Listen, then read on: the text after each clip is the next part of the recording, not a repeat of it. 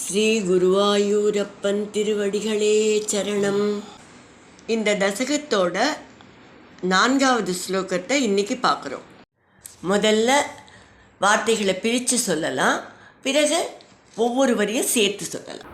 தாவத் சதானவரோபி ச தீனமூர்த்திஹ தாவத் சதானவரோபி ச தீனமூர்த்திஹ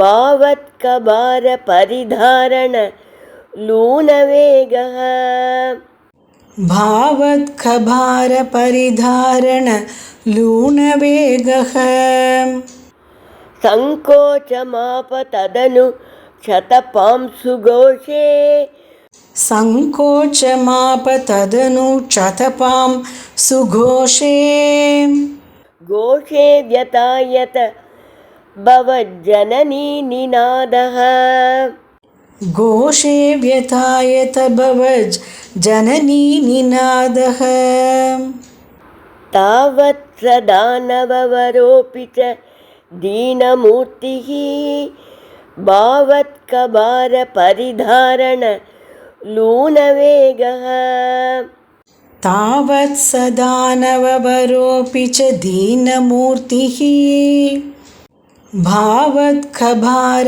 பரிதாரண லூனவேகः சங்கோச்சமாப ததனு க்ஷதபாம்சுகோஷே கோஷே வ்யதாயத பவஜ்ஜனனி நிநாதः சங்கோச்சமாப ததனு க்ஷதபாம் சுகோஷே கோஷே வ்யதாயத பவஜ் ஜனனி நிநாதः.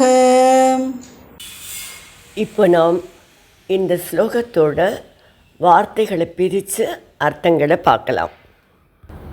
தாவது அப்போது, ச தானவ வரக அப்பி அந்த பெரிய அசுரன், பாவத்க பார பரிதாரண உன்னுடைய அதிகமாகிய பாரத்தை சுமந்ததால், ஜனத்தை சுமந்ததால், லூன வேகக வேகம் குறைந்து, தீனமூர்த்தி உடம்பு மிகவும் சோர்ந்து போய், சங்கோச்சம் ஆப்ப வலிமை இழந்து சுருங்கிவிட்டான்.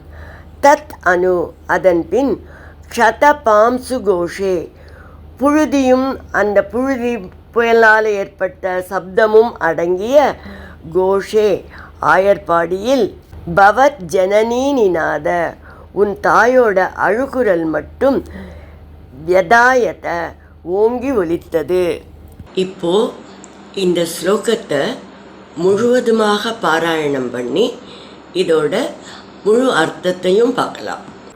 தாவத் சதானவரோபி ச தீனமூர்த்திஹ பாவத் கபார பரிதாரண லூனவேகः சங்கோச்சமாப ததனு க்ஷதபாம்சுகோஷே கோஷே வ்யதாயத பவஜ்ஜனனி நிநாதः.